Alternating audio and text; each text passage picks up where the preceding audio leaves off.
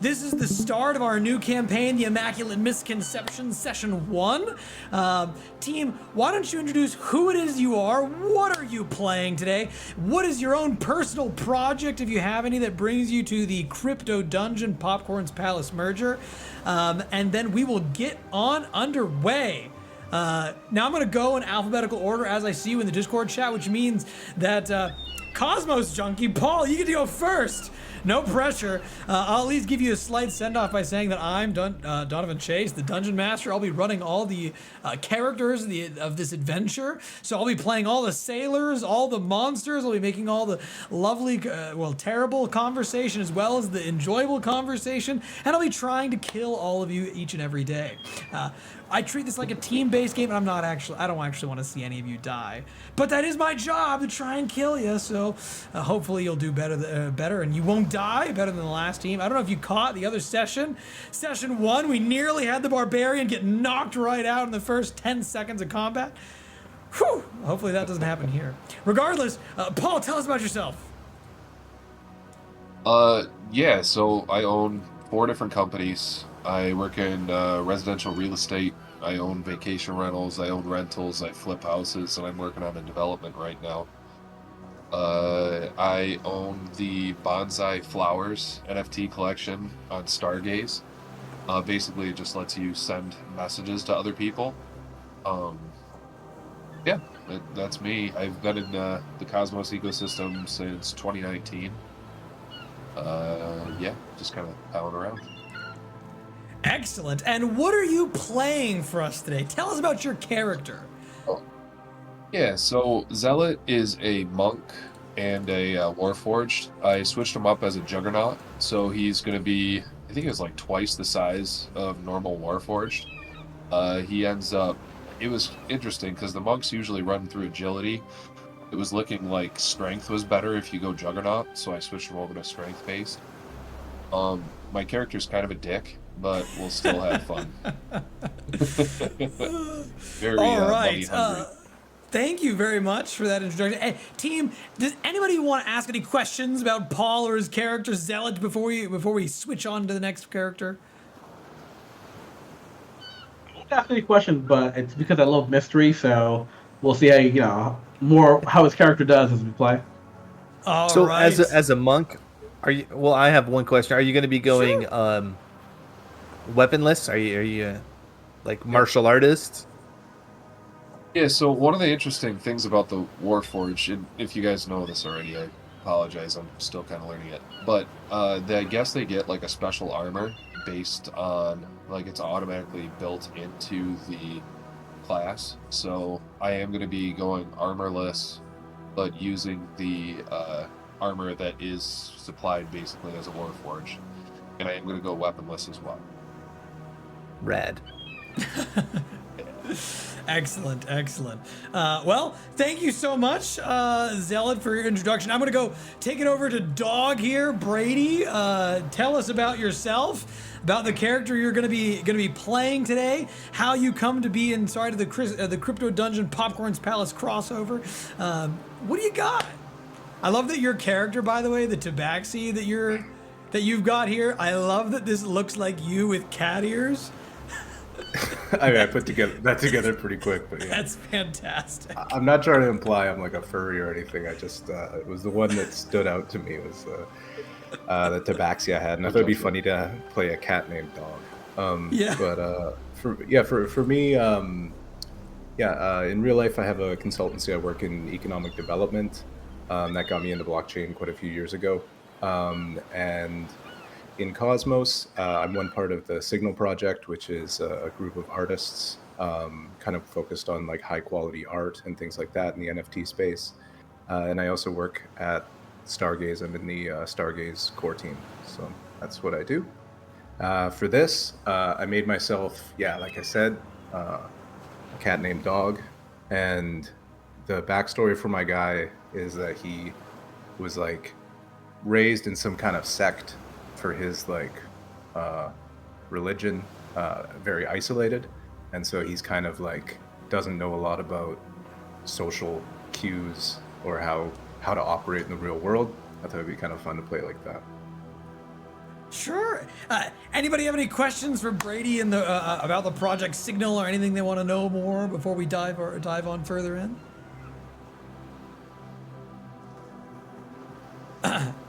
I blinked for just a second. Yeah. What class are you again? I apologize. I'll pay attention from now. Yeah, on. I don't know. I don't know if I said it. Yeah, I'm a monk. So I'm gonna do the, I think it's Way of the Hand. Is that right? Nice. Way of the Claw in so- your case. Yeah, there you go. Way of the Claw. So just like unarmed, I'm gonna have as little stuff as possible mostly because I don't really want to manage like equipment. I think it's probably easier just to not have stuff. So yeah, that's what I'll be playing as. I don't know if Signal is dropping any new collections soon. We have an open edition that's coming out soon. I have to. Stargaze doesn't have whitelist yet for open edition, so we have to delay it a little bit. But that'll be coming soon. And then we're working on a really exciting collection on behalf of another project, a pretty significant project in Cosmos. So I'm excited to launch that in a few months, but I can't say too much more. Do all members of Crypto Dungeon get whitelists? Everything we do is really limited, so we don't get a lot of options to give out big whitelists. But I So, should. I I'll actually. take this I bought a lot of. I have a lot of Crypto Dungeon NFTs. So we should give away some soon. I'll try to do that. Maybe some that would be giveaway for very cool. interacting Sweet. with ours. Yeah. Well, in that case, thank you very much. And Adam, we want to hear from you next. Tell us about yourself and about Ember, the character that you'll be playing for our sessions. Where is it? Is Yeah. Ember hiding? Where are you at? I was just to there the you left are. of Dawn. You're just to the left. I went Or to to the right. literally Yeah. every direction other than where you were. It's all good. I was blending in with the boat. So my name is Adam Farnsworth. In my real life, I am working civil engineering, but let's not care about that. I am also, I'll say, a representative of Passage. I'm not actually on the team, but I'm one of their big supporters. I'm one of the admins in the admins and mods in their Discord. I'm on the steering committee, so pretty tied into that project. I also love Passage, not Passage, but Gelato, which you'll hear from soon. And so what Passage is, just really quickly, it's a metaverse world building social tool. So creators can build 3D assets, 3D worlds in Unreal Engine, have it streamed through any browser because it's all cloud-based processing. It's just going to be some really cool environments. And one thing that I'm like super excited about is imagine a AAA game studio builds out their game. They've done probably their work in Unreal, and say they want to get demos out to people. Well, instead of people having to download a demo to play it, they could literally click a link on their website and jump straight into the game, into a Passage world of their game with the literal assets and gameplay.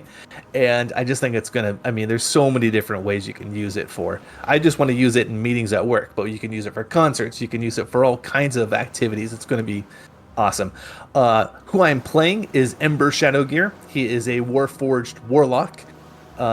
He was imbued with the essence of a genie and has become a warlock.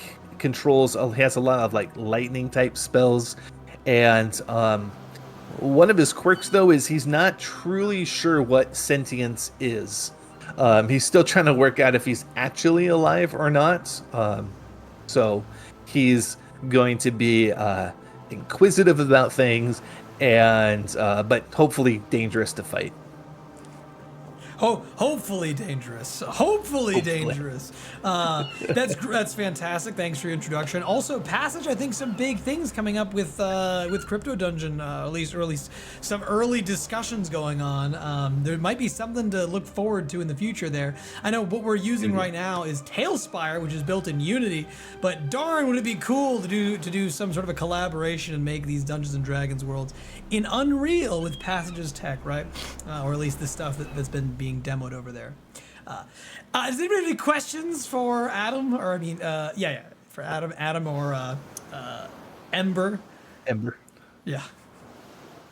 So you said you were what was that about the genie? You kind of like I did kind of stumble, didn't I? So I'm imbued with the power of a genie. That's how I became a warlock, basically, and sentient as a living machine. In fact, if people don't know what Warforged are, it's a living machine, basically made out of possibly metal or wood, humanoid character, kind of like a robot, but they don't call it a robot. Yeah. Okay. So is that genie like kind of, did they take over the body, or is it just like that just gave you the power? So No, that you're now... the genie is more the source of the power. And occasionally Ember might hear like whispers from something that could be the genie. But I think that's probably going to get mixed up in, am I truly thinking? Am I thinking the genie's thoughts? What is life? All these sort of things. So, how the genie plays into this, it's the source of his power. But what else might come, I don't know. And with that, last but not least, Risby, tell us about yourself, about your project, as well as this gigantic bear that I'm looking at called Not Druid. I know, he's so perfect. Well, my name is Risby. I'm the co-founder of Gelato, which is a GameFi protocol focused on building fun products, generating real yield. Beyond Gelato, I've started other tech companies. I love building stuff, being in Web3. And for me, I've always loved druids. I played World of Warcraft. Druids are pretty badass, and since we're going underwater, I figured druids have amazing water abilities too, so let me pick one. The big motivation for my character is he's searching the entire world to find his transgender grandfather. Now, no one knows where he went or what happened, so hopefully throughout this journey he'll come across, the grandfather he's looking for. Anybody got any questions for Risby, as well as Not Druid, before we move along? Just as a newbie to the whole ecosystem, all this stuff, can a druid take on any animal, or is it only specific ones? That's a fantastic question for me, but druids have a lot of different forms that they can shape change into, but they are limited by their level as well as what subclass they choose as a druid. Well, more so the level than the subclass, but Circle of the Moon has a lot more options. But it does have to be something you've seen before, right? And you can see that Not Druid here likes to wild shape into a bear. Right from the start, right from the get-go, they're going to spend a lot of their time there. Druids can only spend their time as an animal for about like an hour before they have to leave their wild shape. They get more time as they advance through levels. So you might at some point see Not Druid become not a bear, but for now, big old bear. Big old bear. Any other questions you've got for Risby, or I guess me? Ask me questions too.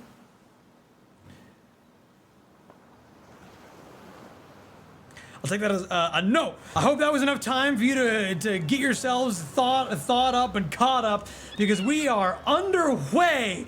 We find ourselves today, on our first session of the Immaculate Misconception campaign, aboard your ship, the Huckabilly. It has been a long, long journey. It's been a cold journey as well, as your ship has made its way from the north or the southwestern Umbrage Isles down to an area in the ocean continent where it is rumored that there is a fairly sizable treasure just waiting, unplucked from the depths. That has been left there for several hundred years. No ships have gone over to get such a treasure. The treasure of several civilizations that was one day plunged into the icy depths of the Arctic seas, all the way to the far west of the world. It is on your way to this locale that you have seen some dark shapes out in the distance. Over top of the ocean, there are these huge, massive, dark cyclones with this strange alien green lightning that has been flashing around them. A veritable storm which you know this ship stands no chance of surviving. It is a small private merchant vessel with your passage as adventurers only secured by the fact that your labor could produce the very treasure required from the depths that the Star Voyagers, as well as your very wealthy benefactors, would like to see brought back. This is no large-scale operation. You don't have the blessings of empires or nations to guard your ship's progression.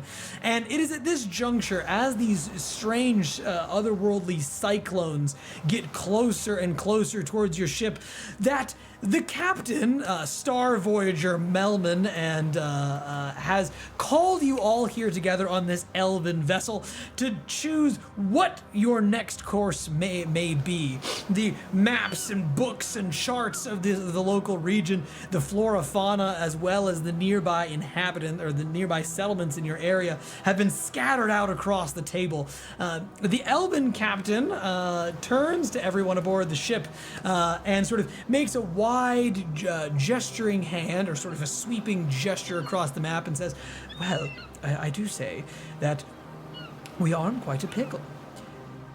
If we chart a course further to the west, we will likely hit the very edges of the Arctic continent, covered in ice. I don't know if our ship could possibly survive such a journey. There may be Arctic reefs or sharp, jagged rocks the closer we get that are simply not appearing on our map. This is far enough away that nobody has certainly gone that far before. Nobody has very concrete information. Having said that, there is the great grand treasure that is supposedly right along those Arctic shores. Now, we are very good Star Voyagers, and we could very well be the first person to chart those locales. And if we are the first people to chart said locales, we could bring back not only the treasure, but also those maps, which I should think many a nation would pay very handsomely for. On the other hand, we could try and steer clear of all that rock and rubble, the frosty coasts there, and instead chart a course slightly closer to those weather storms. The inclement weather hasn't bothered us yet, and we've been able to steer clear of them thus far. Our ship is quite fast and light, though there is them to be concerned with. Melman sort of leaves that note there, that them, sort of goes up and begins scratching the edge of his very hairless, well-trimmed, shaven face, as though he has some phantom beard he must have had previously. All the rest of the crew members go sort of making and turn to one another, looking over the charts, a couple of them flipping through the pages. Is there anything that anybody wants to say at this moment? This Arctic continent, is it too cold? I guess no one's been there before. Could there be animals on it? I'm asking the ship captain. Okay, the ship captain. When you ask the question, Melman doesn't answer you immediately. He seems almost lost in thought. It's quite a pickle, quite troublesome. There could be a lot of issues, and certainly we could fly, go straight ahead over to Borealis. City of Rex ship might have some understanding of where the storm's coming from. I'm so sorry. Did you say something? The Arctic continent. Yes. You said no one's been there before? Oh, not that nobody has been there before. No, the Malinova Raiders. This whole bunch of ship-faring nomadic raider types. Large, terrible vessels, big, strong guns. They used to have a fortress there, quite some time ago, known as Mirth. You may have heard of it. It's actually the very thing that we are looking for. You see, the city of Mirth, right on the Arctic shore, was once a stronghold where they would build all of their ships, their weapons of war, to plunder the seas. But then it was committed to the depths by the mightiest of krakens. There was a battle between the dragons and the krakens that sent the ship plunging down into the bottom of the sea, and there, the plunder of all those lost civilizations. It remains yet inside that iceberg. Could you imagine? Just Right there, at the bottoms. So, yes, of course, those civilizations have been there before, but it's not as though the raiders would talk to you about what local wildlife they have. Don't be silly. They're there to rob you and raid you, not to bandy words. So, there's not a lot of reliable information. I wouldn't say there's anybody who's been there that is a reliable source, anybody who would have talked a lot. Supposedly there must be animals. What do you think, Druid? He turns and throws a hand towards the bear.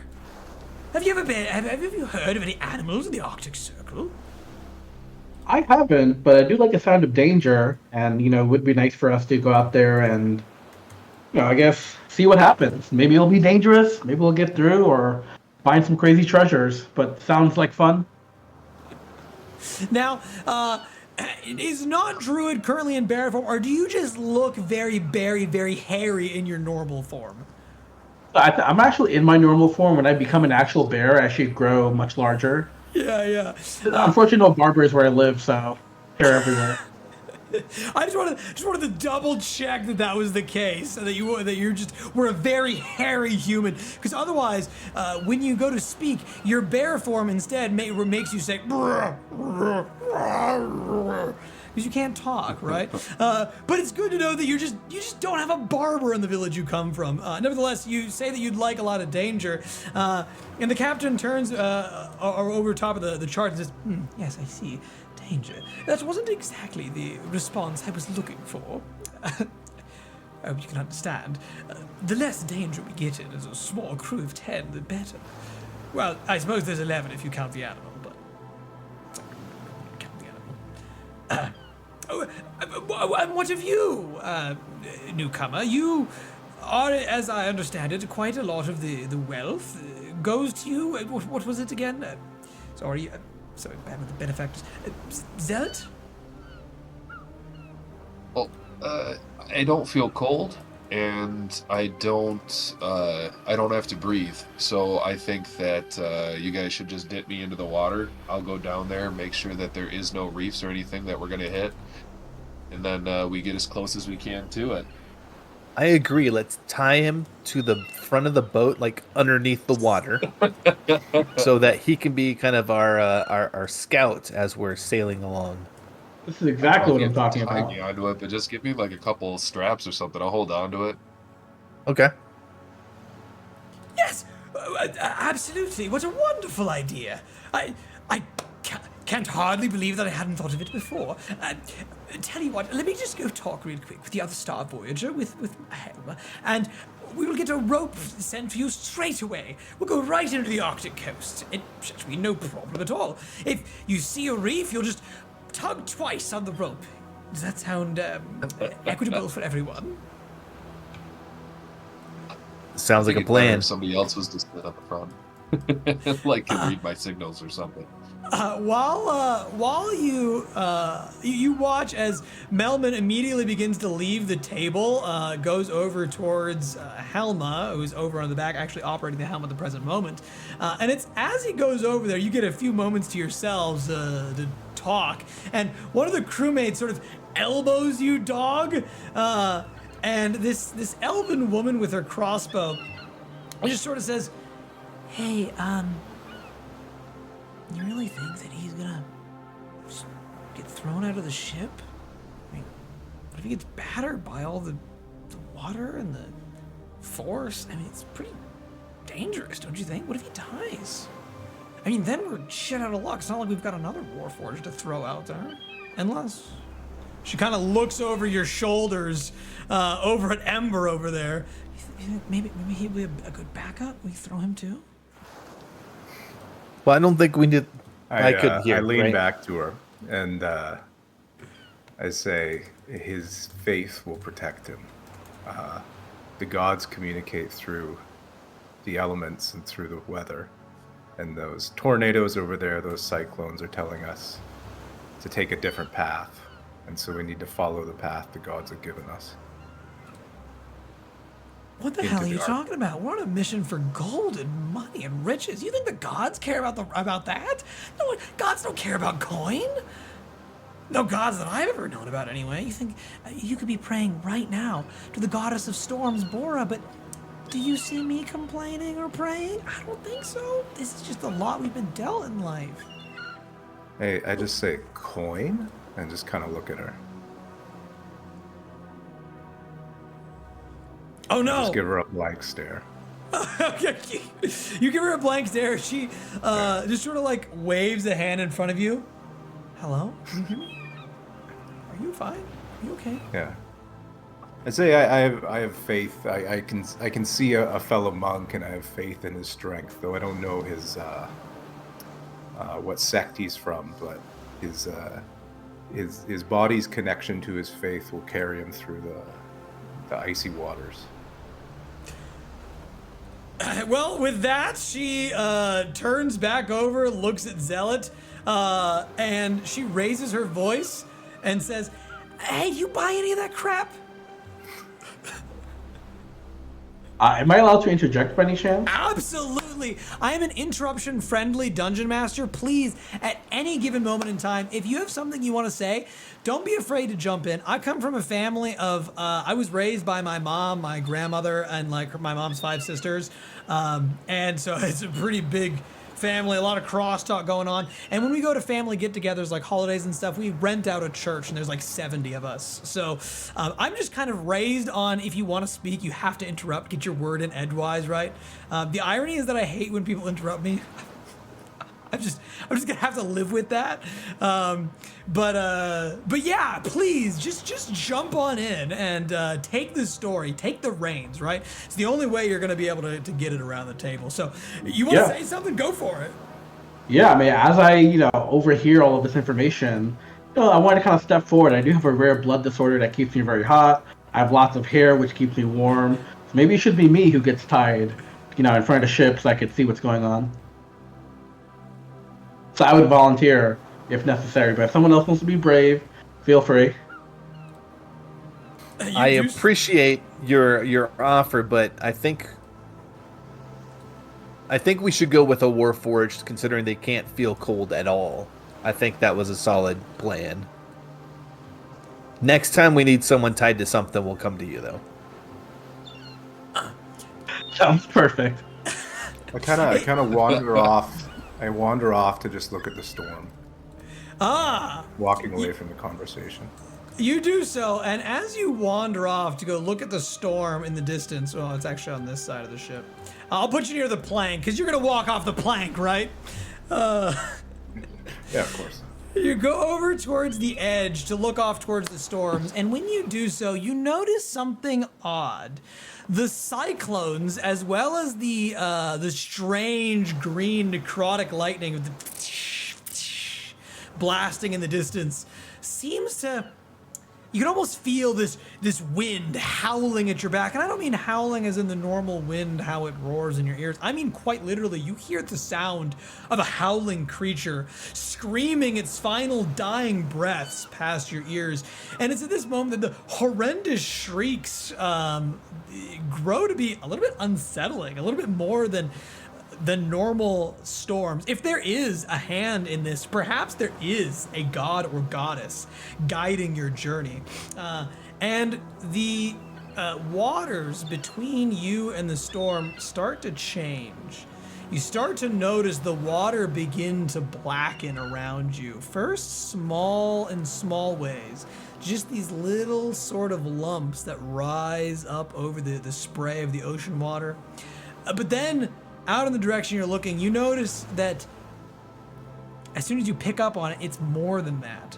It seems that the whole ocean, closer to those cyclones, seems to be just a putrid, necrotic, abyssal black coloration. This is wrong. Definitely wrong. And you even start to notice that there's some little flashes of green, strange, necrotic lightning traveling through the very ocean water itself. Is there any kind of like a religion check I could do to recognize it or not recognize it? Absolutely. Thank you so much for doing our first check of the night. So anytime you want to do a check, you can always ask me if you want to see something, look for any signs of danger. I'll usually prompt you with a few checks. But yes, if you'd like to try to understand like the intricacies of the storm, you can do an Arcana check, which is to see like sort of feel your innate in tune nature with the arcane or the magical elements of the world. There's sort of a weave of magic that suffuses everything, and that would be you tapping into that. Alternatively, you can do a religion check to see if there's any hands of gods or goddesses, and if you can make out any markings that would seem sensible to you. You can do a history check to see to come up with any inner knowledge that you might have read in a textbook before. Something about these storms. Does it make sense to you, right?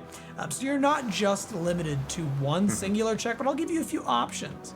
And while you're making that check, you can do so by going on to D&D Beyond, looking at your character sheet. On the left-hand side of your character sheet, you'll see a long rectangular bar, much more rectangular, much longer than all the others, and it'll have a whole bunch of checks in there: athletics, acrobatics, sleight of hand, etc. You'll see religion in there. You'll see a button next to that has a number. Click that button, and it'll show up inside of the Tailspire. And while you're doing that, is there anybody else who would like to take this moment to make a check of any kind? I have an idea of something I'd like to do, but I don't know if I don't know how to. Okay, so Yeah, I just tell me what you want studied to my do. degree We'll is work on it. actually in marine. We'll get there. Yeah, my degree is actually in marine biology. So sometimes when you have oxygen metals and such, and it goes into like these black things, my thought was to throw a piece of metal, a piece of rock, and then something that's on fire in some of the pieces that are not directly touching the ship to see if any of it affects what it is. Sure. But So, I don't know what that is deck-wise. in this case, well, one of the lovely things about Dungeons and Dragons is that you are only limited by your creativity and what you can imagine, right? So sometimes there isn't a check for something, you just do it and then see what the results are, and I'll script the results to you as though you're a real scientist in the real world trying to understand some reaction, right? So you said you want to take some metal and something fire related. Do you want to just grab the candelabra off the table and just chuck it into the water?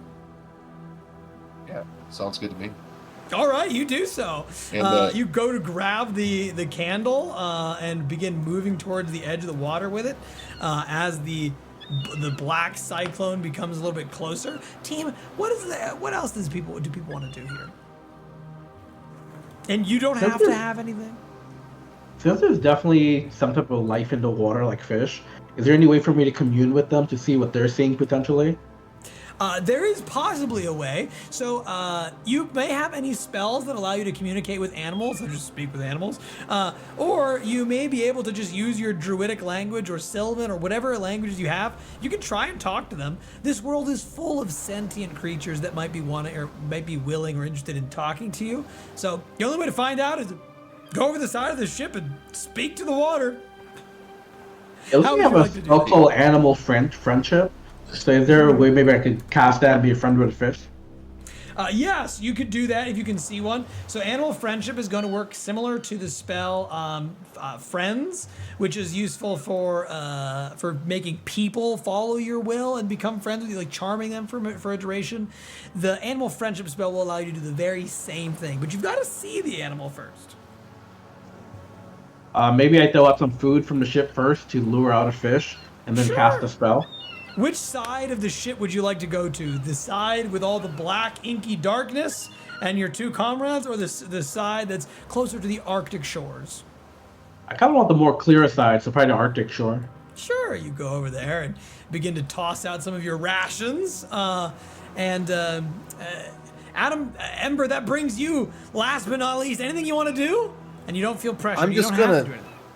No, I'm just gonna follow not Druid and just observe. Sure. You go over. When you're doing that and dropping that stuff in the water, can you also make sure there's nothing big around there that's going to eat me if they do end up dropping me into the water? I'm actually kind of hoping that if I do become best friends with the fish, we can have the fish do all the guiding for us instead of sending someone out there. But if we can't get a fish friend, then you should definitely go down there. Very Sacrificial well. junkie. I'll go in the order of least destructive to most destructive. So in this instance, Ember, you walk over towards the side of the deck of the ship where not Druid is going, and you hear your feet sort of clanking, ka-kunk, ka-kunk, ka-kunk, ka-kunk, somewhat heavy across the boards, which is very different from his sort of going. But nevertheless, you feel a shifting of weight in the ship, as though you're sort of careening. You can hear the sails beginning to take on a little extra wind, and they begin to blow very hard from the storm, and you feel the ship careening over towards the blackened storms. Not Druid, you at this juncture take some of your rations, tossing them out into the water. Go ahead and give me an animal handling check. What is that exactly? That is going to be in your character sheet in your D&D Beyond. You'll see it as an option in the very long rectangular column, and there'll be an animal handling that's like towards the bottom. Let's see. Alphabetically. Oh, there we go. I see it. It's a +3 animal handling. That's right. Click that button. Cool. Just clicked it. Perfect. We got a 3 + 3 = 6. Now, there's one more mechanic that I'd like to introduce everyone to at this present moment. Now that we've got our first roll here, I know technically yours, the religion check was first, but I did it out of order. So anyway, you do all have this thing called inspiration. Now, inspiration in our game is going to be a little different than other games, but a lot of people play it this way too. Inspiration is going to allow you to, anytime you see the die roll, and you don't like the result, before I script what happens, you can say, "Hey, here's my inspiration." You don't have to do it as hectic as I did, but it will allow you to re-roll the die and take the new total, or the higher total, rather. Now, inspiration is gained whenever you sort of like really role play through the way of your character, or the way that makes like a lot of sense for your character. Whenever you accomplish something quite daring in the game, or whenever you outsmart me as the DM, or like you make me realize some contradictions in my world story or something like that. Whatever the case may be. These stack. You can have unlimited amounts of them. You can have 21 and save them all for the final boss battle, or you can use them as soon as you get them. Another thing you can do is if you have, say, like 3 inspiration and your buddy only has 1, and maybe you really like what Dog did. Dog went over there and saw the big storm shifting and all the water is getting, really scary. Maybe you go, "I like that. Dog, I want to give you my inspiration." You can transfer yours to them. Now, these are also account bound, not character bound. So if you die, you get to transfer them to the new character. But anyway, I'm just letting you know that now. You do not have to use it now in case you want to save it for a check that you feel is more important. But before I script that, do you want to use your inspiration at all? How good is the 6? Is higher better? Higher is better in D&D. So generally speaking, there are difficulty classes, the DC, for anytime you make a check in Dungeons & Dragons. As a general rule of thumb, you will have anything that a commoner can do, which is like just a normal Joe Schmo with no skills or training. They generally have like 10s across the board, or maybe 8s. So an ability check that is a 10 is considered pretty standard. 5 is considered like incredibly easy. Like even somebody who's very bad at this would be able to do it.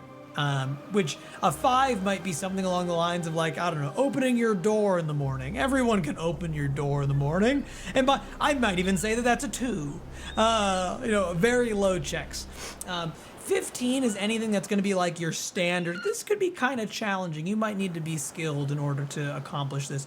A 20 as a difficulty class is something that's truly hard, truly difficult. You might need like somebody like a master to do whatever it is you're trying to do.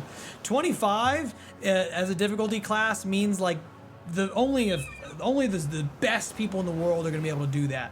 And 30 is impossible.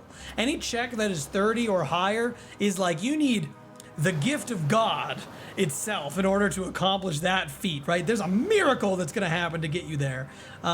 Or you're just a bard with all the different bells and whistles that Wizards of the Coast has tossed you over the years, and your charisma checks can't possibly fail, and you roll like 32 every time, and your DM gets frustrated. Nevertheless, a 6 would be considered not good as far as the scope of the game goes. But who Yeah, I knows? guess that was Maybe not- tossing food is an easy task. You don't know until you. Yeah, I guess I'll keep it at 6. Hopefully tossing food is easy, but who knows? Well, the good news for you is that tossing food is remarkably easy. So yes, you do not have to use your inspiration. You toss food into the ocean, and almost instantaneously, a really large fish comes over and just sort of leaps up towards the meat. And then, as it dives up out of the water, you see a sort of a spray, and this fish seems to have squid-like tentacles along the bottom of it, and it's got this weird mouth that seems to split open in 5 different ways, almost like a predator. When it leaps up and grabs that meat, it is definitely carnivorous, and you can see that it's got these sharp fins on the edge too. Anything you want to do as the big squid fish leaps up and grabs the meat? Yeah, that sounds like a perfect fish friend. So can I cast my spell to befriend him?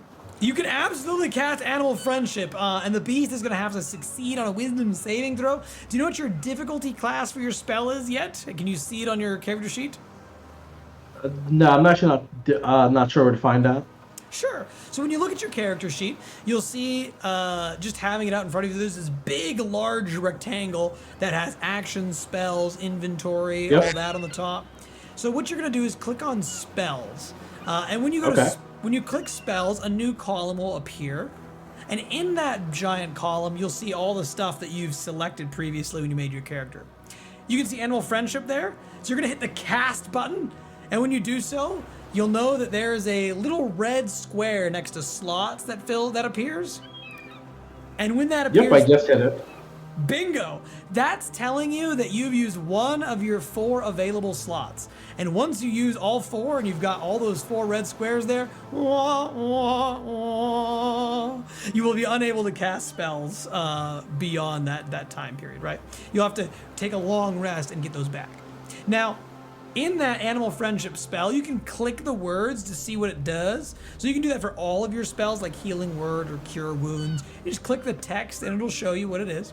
That way you kind of know before you use it. But I'm here to help you with that. Now, Animal Friendship shows you it has a range of 30 feet. And you can see it's got a casting time of 1A, which means 1 action. We'll get to that a little later. And it's got a hit or DC of a Wisdom 13. That means that when you cast that spell, the creature you cast it on needs to succeed on a Wisdom saving throw of 13, or else it fails and it takes whatever the harmful effects of your spell is.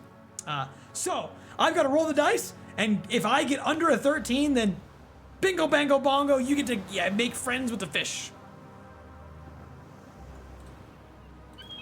Anyway, anytime I ask for DCs, it'll be there. Now the fish, as it leaps up into the water, grabs onto that meat, and begins to dive back down, it doesn't really pay you much of an attention at all. Just right as soon as it goes up and splashes back down, it seems as though the moment is over in an instant. And just as you're casting the spell, he's already kind of gone. And he's swimming back down underneath the depths. But clearly, he had come so quickly, he must be near your ship in some regard, but unfortunately he did get a 16 on his wisdom saving throw, and alas, you do not make friends with the fish. He is your enemy. Regardless, as that's going on, we go back over to the other side of the ship, in which case we have our religion check, which is a 9. I'll ask you the same question that I asked before. Would you like to use your inspiration, or would you like to hold on to it? No, I'll hold on to it. That's a fair chance. When you look out of those storms, you don't notice anything that would seem like a god or goddess has their hand involved in making this cyclone, or at least you don't recognize any signs. It doesn't mean that there aren't gods that are here, but rather you just don't understand what's going on. It's just a little bit too much for your mortal mind, and maybe you haven't focused too much on storms before, or maybe there's just too much whirling around in this one for you to make out anything valuable. It is at this moment, however, as you're making that check and not gleaning any information, that you may have been interrupted by Zealot, who takes the candelabra and just yeets it off into the sea, and you see a large kaploosh, as it's gone. The flames wick out, and the thing just sinks on down to the bottom. Nothing appears to happen by it, though. Nothing other than a large, slimy, inky black tentacle lashes up, grabs onto the thing, and there's a few bubbles as it dissipates back. Your whole entire ship sort of careens off to the side as this occurs. What do you want to do, team? It's at this moment that as the ship is careening, a dwarven man comes up from the bottom, the depths there. He's carrying a big old meat cleaver. You know this guy. This is Bosun Brockton, the guy who watches over the crew, kind of keeps everybody, whips them into shape, and somebody that you know is sort of hardy and adventurous, probably somebody that you respect on the ship. Bosun Brockton says, "Hey, what's going on here? What's with all this ship careening about? We should be keeping course straight away. I'm trying to chop all manner of octopus down there to feed to you ruffians later today. And you think that the chef is going to give us any sort of good meal after he's had his hand chopped off by McCleaver? What do you got to say for yourselves?" You still have any live octopus? You turn around and ask him, the bosun, if he's got the live octopus. He looks back at you incredulously and says, "That's what you got to say. You're worried about if the octopus are still alive?" Yes, I want to know. "But, yeah, I got one still alive down below, down inside of a pail. I hardly see how it matters, though. What do you mean to tell me that you're trying to go feed some big wee beastie?" Do you want to see if you can make friends with it? "No! I want to eat it. Not Druid. I don't want to see if I'm friends with it." I meant not Druid. You point over across the deck to not Druid, and I'll bring all of y'all over for this conversation, or at least so that y'all can participate in it. Not Druid, you have the floor. Sorry, Brady, I may have missed what you asked me. Oh, he's got a live octopus in the basement. I want to see if you can make friends with it, if we can get some information from it, or set it loose and kind of use it. Am I allowed to cast that spell again, even though I used it recently? Absolutely you can. There is nothing wrong with casting a spell multiple times. If you want to cast Animal Friendship once, twice, thrice, you can go right ahead and do that. I don't recommend it. But you can absolutely, in this instance, that would be a very feasible, very fine thing for you to do, right? Yeah, I definitely would love to try it again, see if it works. Before we do that, let's ask Bosun, is that octopus from these waters? Is it, if we friended it, would it give us any information, or is it, just something that we carried here? Well, I think he said that he caught it, didn't he? I thought he said he caught it and then he was trying to cut it up, but the bosun comes around the edge of the ship. He sort of like takes his cleaver and then roughly places it inside of his belt, this sort of leather strap around the edge of his waist. He looks up at you and says, "Well, how do you think I got it on the ship? Of course I caught it. I didn't catch it, but Meredith caught it, but yeah, it's from this day, just a day past. Don't suppose it's gonna live inside of its little pail any much longer. I had two of them escape though, just running around the ship somewheres. You want me to go get it for you? Can you do something about these sails and stop us from flying over into that?" And as he looks or points over towards Dog and says over to that, it's at this juncture that you kind of see that the whole entire sea, almost all of it, seems to have blackened to the point of if the water could die, this might be what it looks like. Your ship is sort of slugging on into this big, huge, slurpy madness. It seems as though the ocean has become something more of like a dark, blackened smoothie than it is something you'd actually want to be sailing into. And when he points down towards that area, this huge thing wraps its leathery tentacle onto the edge of the ship, smacks its way over onto the depths, and just sort of swallows the bosun right then and there into its gullet. It turns over to look at all of you, bares its massive fangs, and does this huge sort of a churtling noise. Team, this thing is clearly not your friend, and it smashes through the portion of the deck of your ship. Roll initiative. Now Any idea how strong this thing is? One sec. I'll answer that in a moment. As we roll off into combat and get our initiative underway, what I'll need you to do is go to your character sheet. If you haven't found it yet, there's going to be this little bar right up at the top right-hand side. Okay, everyone is clicking initiative. None of you needed me to tell you. Let me grab this here. Get these unknown variables out of here. Grab each and all of y'all. And then this will just be for the crew. All right, here. Roll this.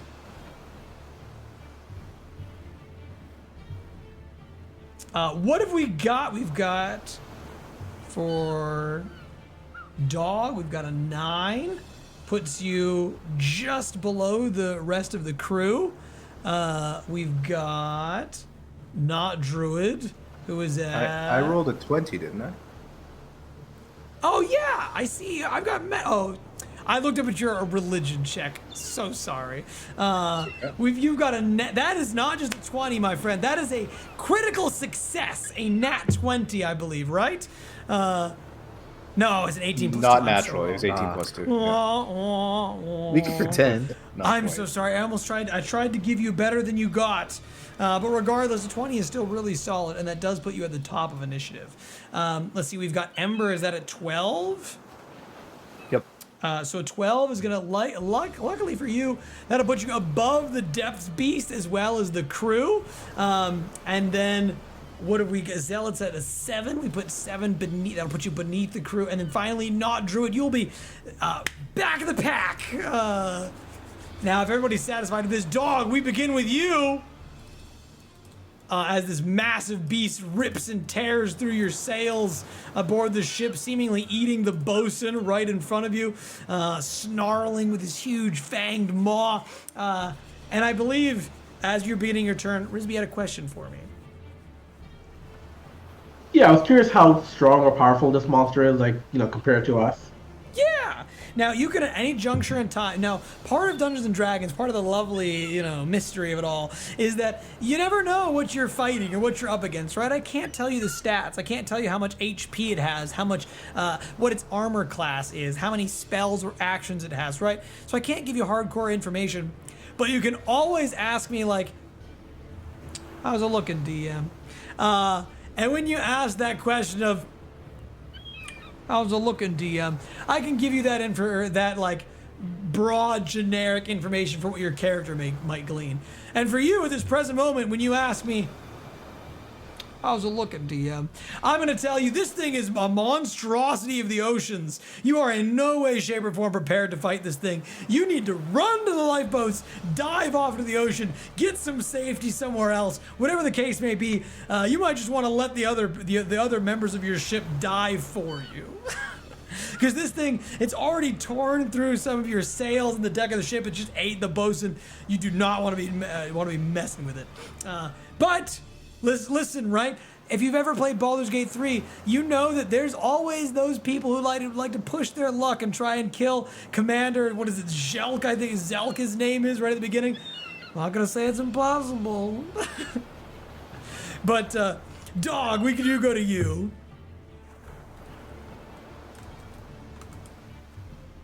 So this thing it just swallowed a guy whole, and it's huge. Oh yeah. Monstrous. I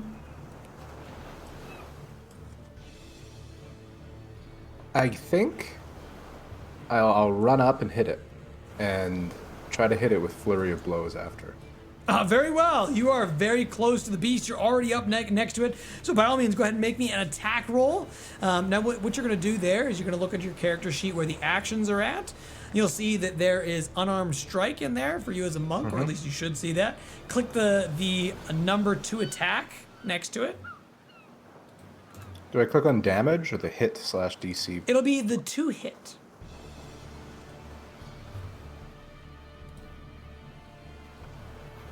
Yeah. That's damage. You're gonna want to hit the hit number. It'll be right next to it. Hit. Oh, this one. Hit/DC. Okay. There we go, a 16. Now, a 16 is how you breach their armor class. And with a 16, congratulations, you run up to the beast, you punch it with your mighty fist, and you do rock a powerful blow into its slimy exterior. You can feel this strange liquid just slick along your fist as you rock it into the guy. And it seems almost like it stings you, like it burns as you make contact with the creature of the beast, but you do get to deal damage. Go ahead and roll your damage dice. That'll be the one right next to it. And you deal 4 bludgeoning damage to the creature. As you hit that sliminess onto the side of the beast, I need you to make me a Constitution saving throw as the stinging slime inside of your fist tries to alter you. Tries to alter me. Okay, That's Constitution? right, Just a Constitution roll. You'll do a Constitution saving throw. And the way that you roll the con save is that you'll see that there is in the top left-hand corner of your character sheet, there will be a box that says saving I throws. see. And Okay, inside that there's con, just click that number. Okay, here we go. Perfect. 8. With an 8, you begin to feel the effects of the slime across your fist. You can see the strange, almost polyp-like tentacle begin to pop out of the back of your skin. You can see it just sort of squiggling there, almost like you're becoming similar to Davy Jones from the Pirates of the Caribbean. Little strange more growth popping up there. The beast turns over and gives a big mighty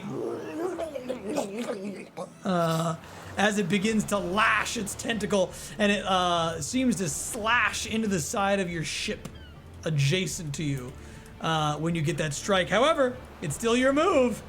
What do you want to do with your bonus action? You want to still cast Flurry of Blows? So with my bonus action, I could also.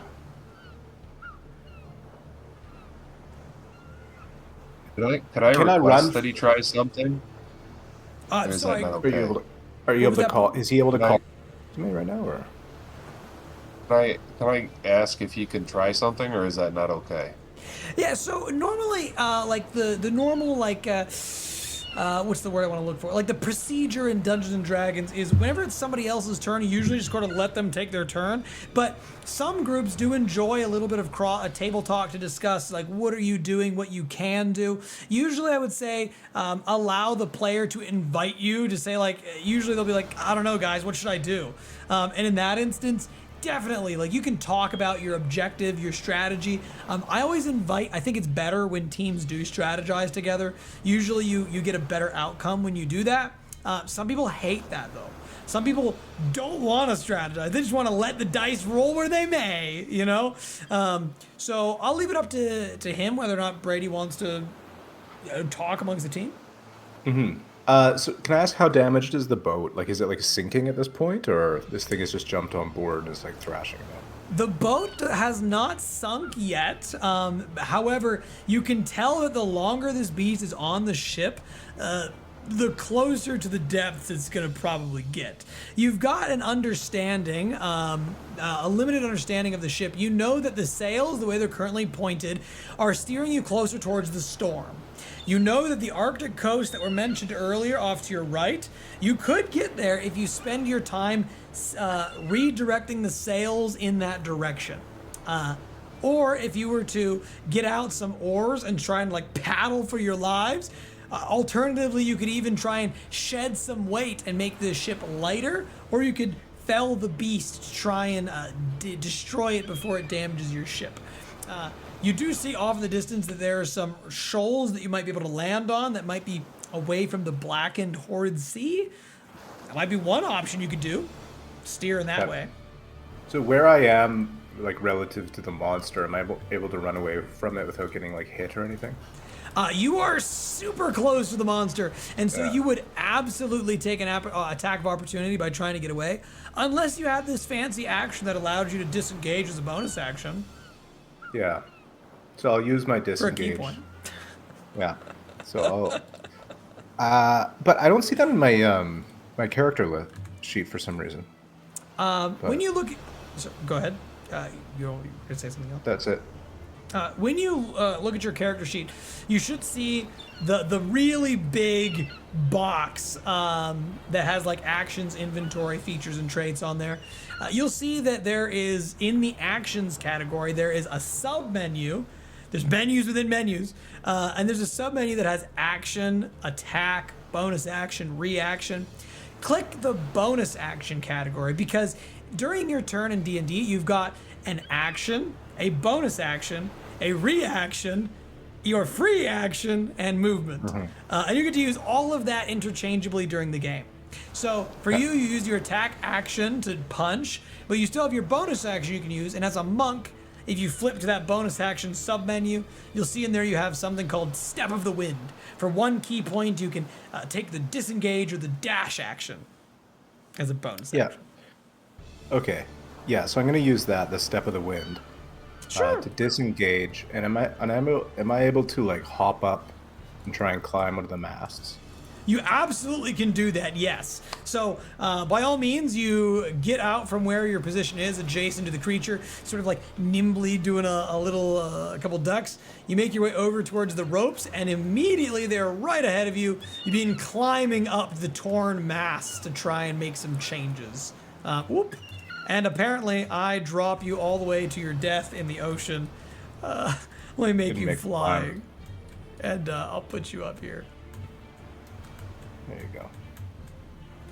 Cool. Yeah, so I guess I climb up to a safe spot on there, or wherever like the rigging is. Oh yeah, up there is good. Now, once you've reached the top of the rigging, what do you want to do? You've used your action and your bonus action. You still got a reaction. You've probably used about all of your movement at this juncture. Do you have any free actions? Well, I don't know. Is my turn over, or like, not I'm not sure what else I save. can do. When it's your turn and you've used your action, your bonus action, you've also probably used all of your movement at this juncture. I'm not being too strict on that for now. But you have your reactions, any reactions you can use. Usually you can't use those on your turn. Some people can, but most can't. But you do have a free action. And a free action can be anything like talking to your team, or you can use a knife and cut down at the rigging. You might be able to do that. You could take something, like throw something out at your bags. You don't have to do anything with your free action. You don't have to spend it. Okay, so I'm gonna end my turn, but I'll just take stock of like whatever's around me, if there's something I can interact with there, just so I know for the next turn. Absolutely. Looking around, you can see that there is a bow and arrow that somebody has clearly used from this vantage point before. There appears to be some dagger, a very, very sharp dagger used to slice through the rigging. You also notice that there is a leaflet of paper up there that's been nailed down into the ship's cross beam there, and it says right on the top of it in like really big lettering, "How to operate ship." It seems like it's a very simple learner's guide manual. And then there's also a huge jug, some weight that you could use to throw off the ship, to use as a ballast or help get the rigging pulled up if you wanted to just completely take away the wind out of the sails. With that, Ember, we go to you. What do you want to do as this gigantic monster lands up onto the top of your ship and immediately consumes the bosun?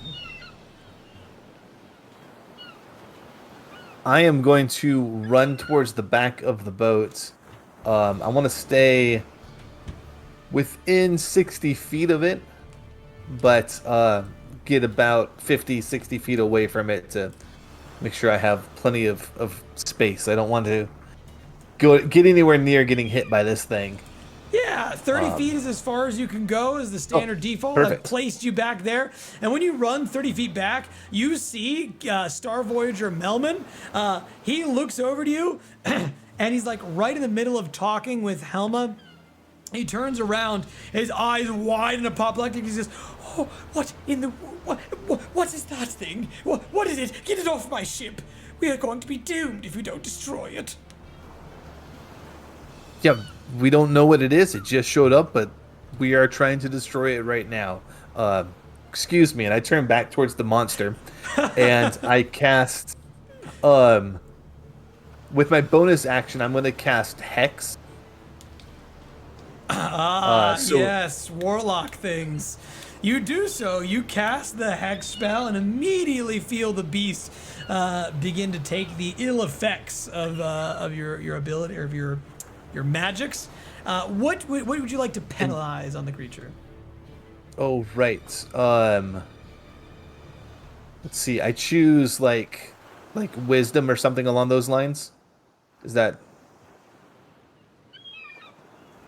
what I'm penalizing? Sorry, I'm nodding my head. Yes.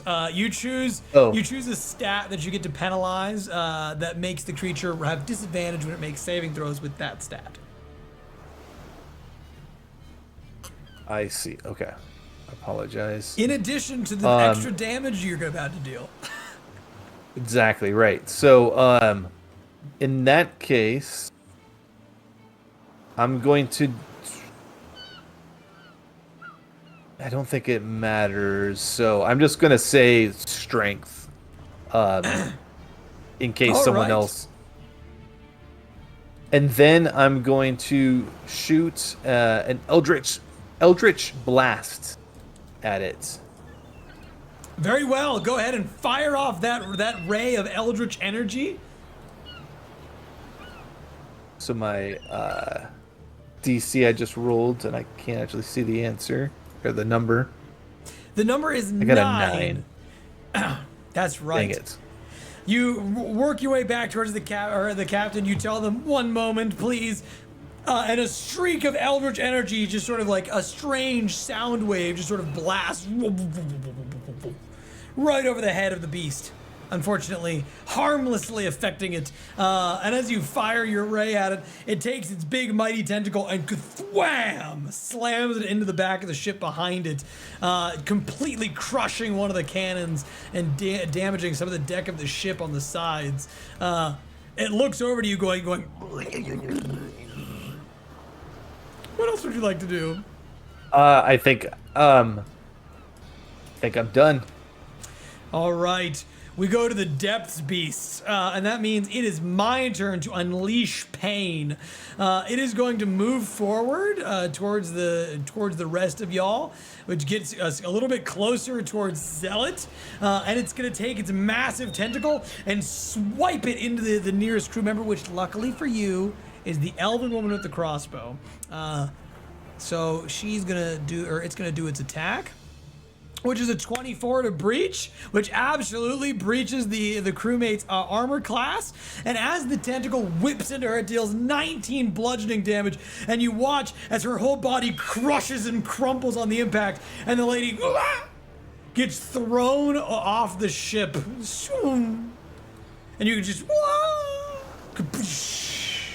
She slams into the deck of the thing. The monster uses its other action to pick up the chair, throws it into the air, crushes the chair in one singular bite, and then lashes towards the deck of the ship beneath it, slamming and destroying the integrity of your ship. It looks over next to you, Zealot, ready to crush you. It has no eyes on its body, only teeth, more spikes protruding from its slimy body, and its big tongue just sort of tries to lick at the bottom of your feet, preparing to take you down to the depths with it. We go to the rest of the crew, who is going to back up as far away as they can, and two of the elves here are going to begin taking the cannon and reorienting the cannon towards the creature.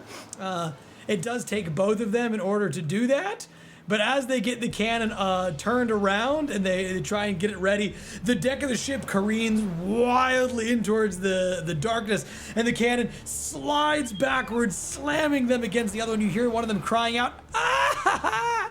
as the thing is just too heavy, and it crushes one of them. Doesn't kill them, but they're definitely fairly wounded as the cannon is no longer tied in where it should be. But it is pointed towards the beast. Another one of the crewmates says, "Screw that," makes their way over towards the back as far where the Warlock's at. They've got the right idea, and just fires a crossbow bolt into the mouth of the beast, which the tongue laps up, sort of eats it, blood streaming down its mouth. It doesn't seem to cause it too much of an issue, and instead it's going to lash out with another tentacle and smash at the other deck of the ship behind it. You can feel the water churning into the ship. You can smell the corruption, the stinging scent on your nostrils as the ship begins taking on a little bit more water. And then Zealot, we go to you! Right up into the maw of the beast. What do you got for us? I take that barrel with the heavy rope and lodge it into its mouth. Very well. You do so. You take the barrel adjacent to you, pick it up and throw it on into the creature. Go ahead and give me a contested athletics check. This is where you are going to try and use your athletics against the creature, and it will use its strength or its dexterity saving throw to resist you.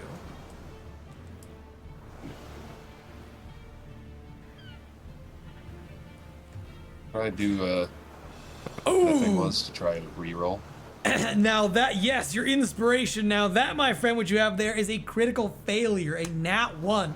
Now, as you may recall from our session 0, a critical failure or a critical success are going to be occasions that are more than the ordinary. They're going to be magical scenarios where dangerously terrible or phenomenally good things happen, more than just whatever normal action you're taking. So, usually these nat 1s are very, very bad. You want to avoid them as much as you possibly can. Doesn't mean you have to, though, unless you want to roll the dice and see what kind of chaos awaits. Would you like to use your inspiration or not? Yeah, please. Yeah, that's a good idea. Oh, let me mark that off your sheet. You can re-roll athletics.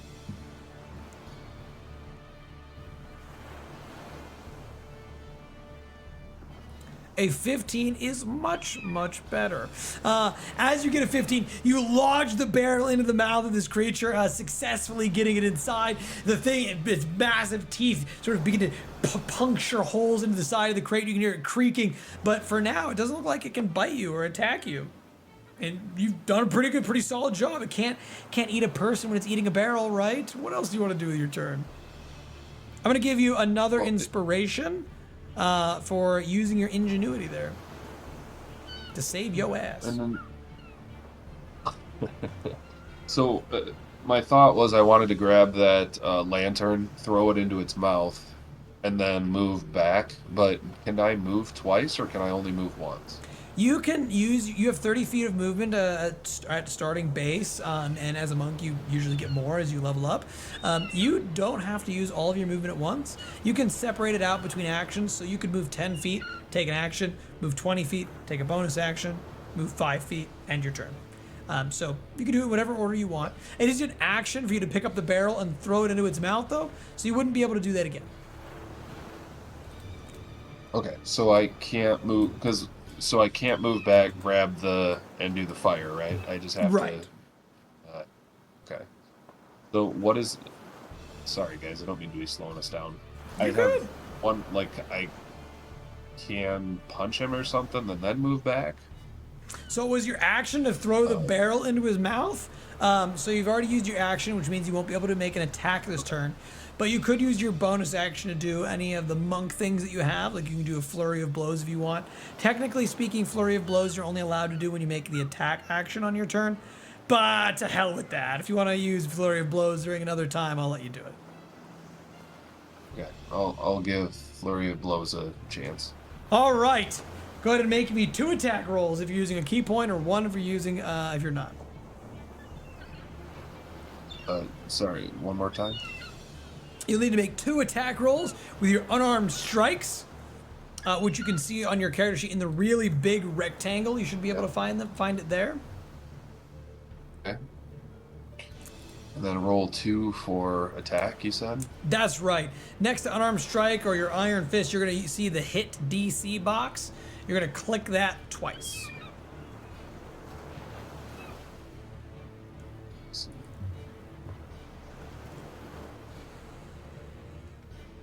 I'm going to share screen real quick. Sure, go for it.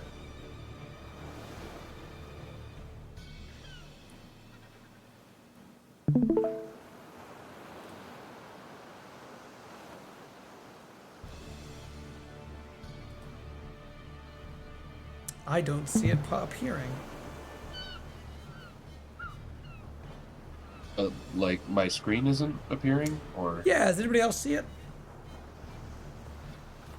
No, it's just a gray box right now. Yeah, I just got a gray box.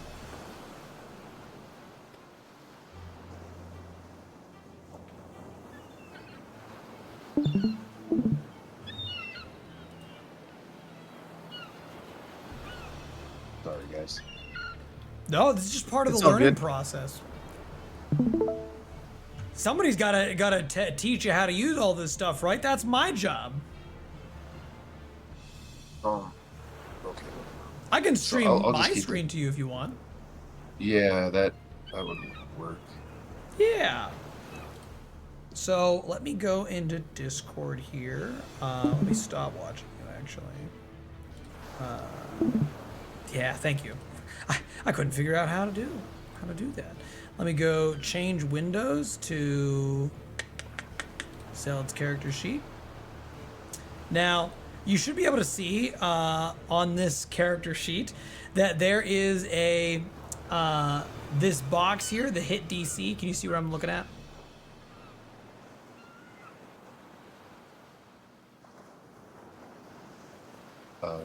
It's not populating. Oh, can you not see my stream in Discord?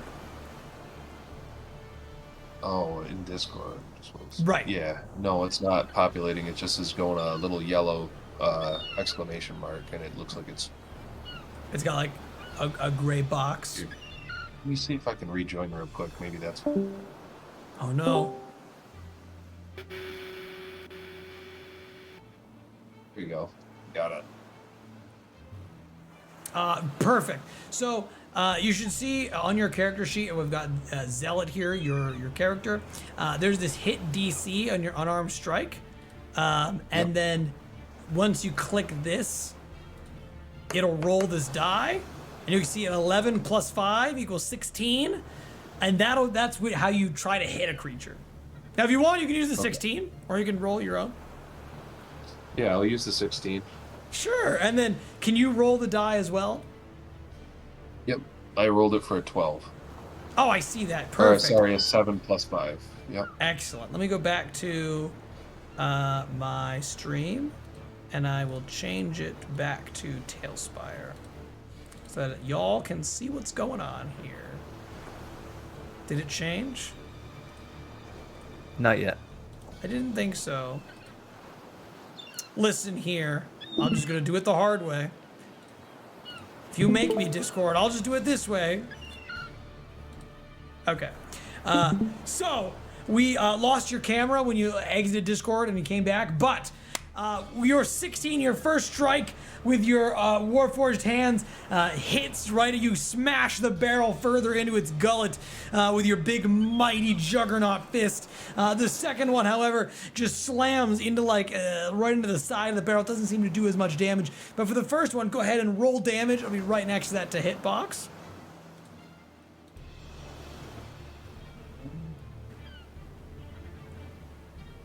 Perfect. You deal 6 bludgeoning damage as you slam the barrel further into its mouth, down into its gullet. You hear a strange choking sound, sort of like. What else would you like to do, Zealot? I'm going to use my open hand technique. By all means. What do you want to do? So if I hit it, it can push it back 15 feet if it fails a strength saving roll. You absolutely can do that. Now let me make my saving throw. His saving throw is actually pretty bad. So Well done, sir. You had like a very low % chance of succeeding on this, but magically the stars have aligned, and as you do so, you push that thing back, and you watch the whole monster just sort of goes. And as it rumbles down from your strike, it actually gets lost into the deck of the ship below it, and you watch the thing disappear. Sorry, squad. That did not work how I thought. What do you mean? Yeah, that's not bad. You shoved it underneath. It can't harm you. Oh, let me just put that back where I found it. It can't harm you now. What else would you like to do on your turn, Zealot? Just climb up any of the ropes as high as I can get. Sure. We'll send you up the main mast as far as you can go, up towards your friend. I'm just going to put you all the way to the top so that you're together. Monks on the mast. That's right. Two monks on the mast. With that, not Druid, we go to you. You watch as the phenomenal beast is thrown down onto the next deck below you. What do you want? You want to chase after it? I feel like anything that comes from the water probably has some type of fire vulnerability, and I feel like the longer this thing is on here, the more damage it's going to do before the ship sort of, gets fucked up. So I want to see what you guys think about this. I'm kind of thinking about setting the ship on fire, and that's all jumping on the extra boats, going to the shore and trying to get away, and see what happens. And the way I was going to accomplish this is by taking a candle on the table. Since there's cannons around, I assume there's like gunpowder somewhere. So throwing the candle and the gunpowder, and then we all, jump for safety. I mean, I'd like to finish this fight if we can, but my original thought was to see if you could try another one to try to be friends and then have it swallow the barrel of the cannon. But I don't know. That's me. Any other opinions if I should pursue this crazy idea? I love that idea. I too really want to fight, but I love your idea. So I'm cool with burning the ship down. Do we know what the gunpowder will, kill it too, or do some serious damage? We could try and blow it up, yeah. What does the boat look like? The rowboat or escape boat or whatever it is? Is it big enough for all of that? Yes, there is a rowboat that could sufficiently fit all of you onto it. It is sort of like, it's not on the tail spire, because if I put it on the tail spire, it might look a little, for the ship design, it wouldn't look nice, put it that way. Tail spire is a perfectly amazing, incredible VTT. It is the absolute best worst option we have, and I love it. But I can show you what your rowboat will look like very quickly if you should so desire. You'll notice that it's big enough to fit all of you. It'll be one half of your boat out here, the middle of your boat, kind of like so, and then the top of the boat, right there. Maybe a little nicer than that. But as you can see, sufficient to fit four. I think I'm pretty sold. Let's blow up the boat. All right. Let's Go blow for up the it. boat, team. Would you like to accomplish this? So I'd like to take the candle that's on the table and Yes. throw it into the gunpowder barrel. The one that's in its mouth? Yeah, we could do that. Unless there's other ones nearby. I think I see another barrel that's like You talking about this right one? there. Yeah, I'm not sure if that's gunpowder though. Oh, there's cannons in there. They got gunpowder. There's cannonballs. They've got gunpowder inside them. You can blow that up. I guess the question I have is, would it be easier to blow that up or the one in its mouth, or are they equal because they're both barrels? They're probably about equivalent. Oh, then let's do the one in its mouth. It'll damage the creature and also, hopefully catch the, ship on fire too. Yeah, definitely. You grab the candle off the table, And as you make your way running over towards its mouth, you see it chomping at the bit to try and murder each and every one of you. You also notice as the barrel in its mouth is just sort of like sitting there, the strange blackish water is making its way into your ship. And you see furthermore that there are barrels upon barrels upon barrels of gunpowder down into the ship. You got a pretty good idea that this whole thing's gonna go up in smithereens when you toss that candle. You ready to make your check? Yeah, let's fucking do it. All right, you take the candle, you toss it down with all of your might into the gunpowder. Go ahead and give me a sleight of hand or an athletics check. Actually, it's probably athletics to try and give it a good old toss right into there. And then you begin booking it, sprinting onto the other half towards the lifeboat. Athletics, here we go. Looks like a 5. All right. Are you satisfied with your 5? So you toss the candle into its mouth. But you said there's a lot of gunpowder everywhere, and it should be relatively easy to throw a candle that it sort of falls down where the gunpowder is. So, yeah, I think I'll keep what I have.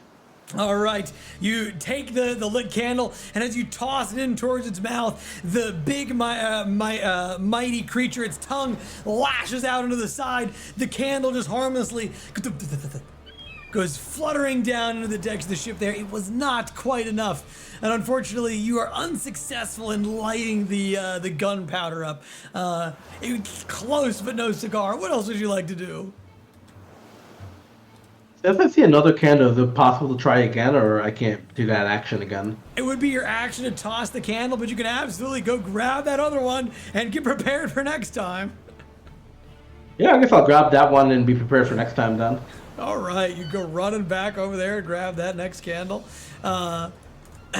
Team, we go back to the top of the initiative. Dog. So right now the ship is dragging us towards the storm, is that right? That is correct, yes. So from where I am, what am I able to do to affect the sails? You can snap, you can take your a dagger and snap the rope that's keeping the sails in your current direction. If you were to snap both of those, the sails would immediately push back into the other way since the rope is still pulling them the other direction, right? They've got an equivalent balance of force that keeps them where they're currently at. Alternatively, you could just like slash the sails entirely and shut your ship down, prevent you from moving at all. Or alternatively, you can try and like bring the sails up so that way they're not active whatsoever by taking the weight and throwing it down onto the bottom of the ship, potentially where the monster's at. Seems as though from the clapping noises that were made that your team may favor slashing the rope and just having the ship get you over in the other direction. So it's going to turn starboard, right? It's going to turn I hard. didn't realize that was going to make sound. Sorry about that. No, that's okay. All good, you know. You gave us I your appreciate approval it, to be honest. verbally. Yeah, it felt good. Yeah, so it's going to do a hard turn starboard. That's right. Yeah, so I'll go for that, with the hopes that it's going to at least toss the monster around and turn us away from the storm. Dog, you go over to the edge, you take out a knife, and you immediately cleave the rope that was there. And as you do so, the sails immediately begin to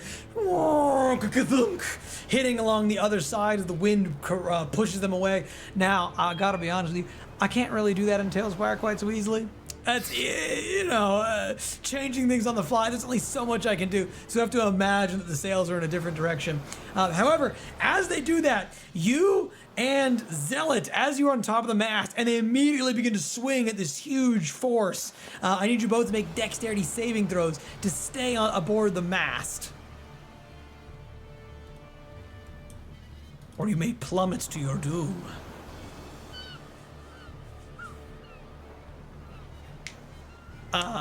with a 19, dog. Congratulations. With cat-like grace and alacrity, you dig your claws into the side of the wood. Zealot seems to learn after your case. He got his feet sort of like clench up. These steel bits of his body crunch down into the wood, and neither of you falls to your untimely demises underneath. You now see the ship immediately careening away from the storms. The blackened water seems to be lessened to some degree, and you see yourself heading directly towards the shoals of the Arctic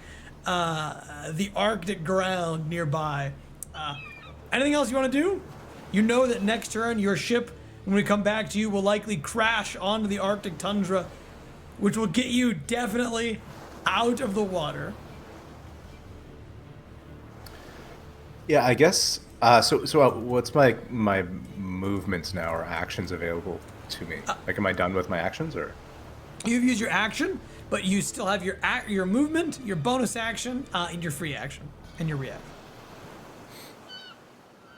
I'm gonna run myself to the opposite, the starboard side where the Is that actually where the rowboat is, or is it in the back? Yeah, it would be like on that side. You can see that there's a ladder at the base of the ship that leads down into nothing. That would lead to your lifeboats. Okay, I'll get myself close to that. Very well. You sprint as far as you can go to the other side of the ship, prepared to leap on off away from the storm. Anything else you want to do, dog? No, that's it. Yeah, I'll stay up high, like as close as I can get, while still staying up in the rigging. Ember, we go to you. Your team seems destined to doom this ship, whether by the shores, by the gunpowder, or by the monster in the depths below. What do you want to do? So I saw Not Druid's plan, and I really appreciated that. If we zoom into the monster, are there any barrels in that vicinity? It has one in its mouth that is just about to crunch. And there are Can I see it down below the floor? Do I have line of sight, I guess? At. All you can Okay. see from this location is a whole bunch of tentacles swaying monstrously up into the air. Gotcha. I'm gonna fire my Eldritch Blast, but not at the creature. I'm gonna fire it at the boat near the creature to try Sure. and set the boat on fire. And while I'm doing that, I'm gonna yell to everybody to make for the rowboat. The captain adjacent to you says, "What do you mean, make for the rowboat? You can't possibly seriously be considering that we lose the ship." The ship is not lasting with that monster. We're gonna try and take it out, but we're not. The ship is not lasting. We're gonna take it How are out we now. supposed to take the gold back? How are we supposed to take the treasure? Yo, throw that guy in the water, man. This is annoying. Right, we'll figure that out when we get it. Make me a persuasion check. Okay.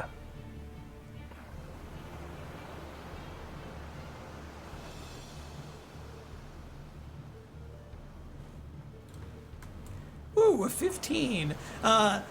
You watch as you're trying to persuade this man to leave behind the ship, and Star Voyager Helma walks around to the other side, grabs a pack adjacent to her like an inflatable, and says, "Forget all this nonsense. I ain't staying here to die. I am gonna get off of this ship, and I am gonna find that treasure in another ship somewhere else. You are free to stay here and die if that is what you want to do. But I am leaving now, today." And she immediately jumps ship. She didn't jump into the boat. Is she going for the rowboat, I assume? She jumps right off the ship, and you hear a kapoosh as she makes her way into the water. The captain looks behind, sort of nervously, and is going to grab one as well, clutch it to his chest, and say, "Oh, bother, this is terrible. We're all going to die. I'm never going to survive this. It's not what I signed up for in the slightest. Ruffians, sure, Quatoa, sure, but not this." And he jumps off the ship. Ember, make me an attack roll. All right.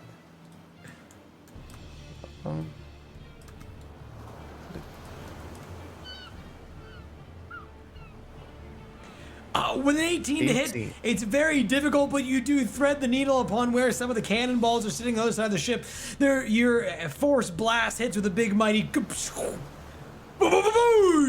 and you watch as the whole part of the ship just erupts in gunpowder, smoke, and flame.